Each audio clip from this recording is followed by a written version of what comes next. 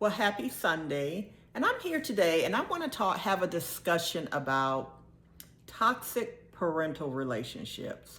So many of us have had toxic parental relationships, and some of us have had worse toxic parental relationships than others. So, what do I mean by a toxic parental relationship?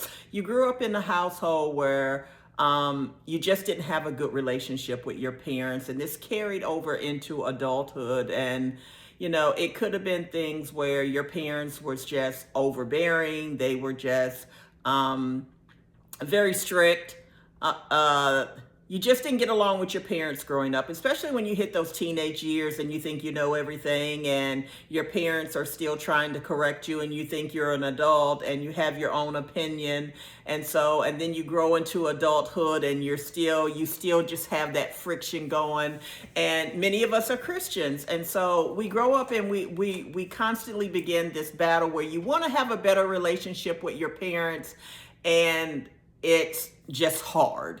And so we begin to pray and we begin to ask God, I want to have a better relationship with my parents, and it's just not working out. Can you fix my parents? Now, this can be any authoritative figure. It could be an aunt, it could be an uncle, it could be somebody in the church. But you have this relationship and you want God to fix it. And while you're waiting for God to fix it, you're just kind of sitting there like, well, when's he going to do it? And so one of the things I want to caution you about is that a lot of times when we are walking this path, God will begin to work on the relationship, but before he works on that relationship, he's going to work on you. And here's the reason why. When we grow up in these dysfunctional relationships or these toxic relationships, it's not just your parents that are toxic, so are you.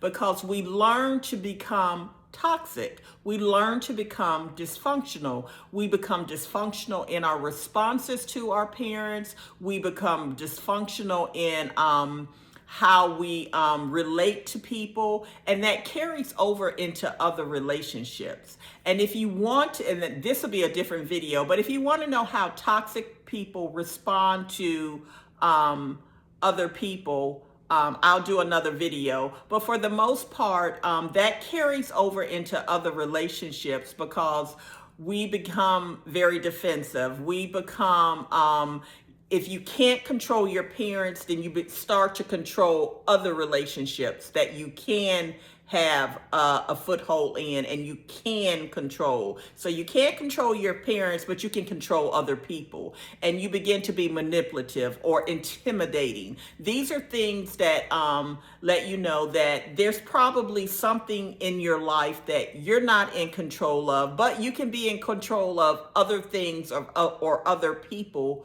in your life. And so you become toxic. So when you ask God to fix a parental relationship or a authoritative relationship, God's going to work on you first, because it doesn't make sense for him to fix them and then you're still toxic and you're still dysfunctional. So God begins to work on you, and when you are fixed, then he goes and fixes that other person.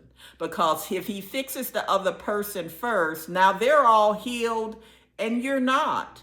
And you're still dealing with the rejection. You're still dealing with the abandonment. You're still dealing with the, I don't know how to relate to you. Are you really a new person?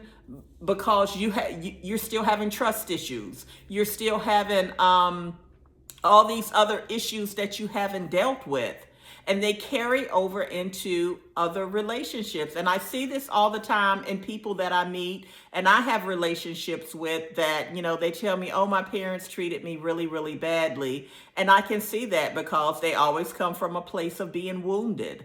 They always come from a place of, oh, you're cursing me. Or they come from a place of, oh, don't talk to me that way. Why? Because they're just super sensitive, and that wound is just always there. That wound is always receiving. It's always projecting. It's always taking on a hurt.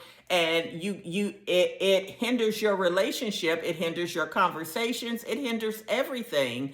And you can't develop a relationship around that, because this person is dominating from their broken emotions that they have within them. And so if you're believing God to fix a parental or an authoritative relationship, you need to begin to work on the things that are in you that are broken. You need to begin to work on your rejection. You need to begin to work on your abandonment. You need to begin to work on your insecurities that you have within you. And that is one of the reasons why that relationship is probably not repaired, because God wants you whole. He wants you healed. And then he's going to bring that, heal your parents, and then you can come together. But if you're going to constantly be like this, and you're thinking that, oh, I'm better than you because I'm more saved than you and I know the word better than you, that's not helping your relationship.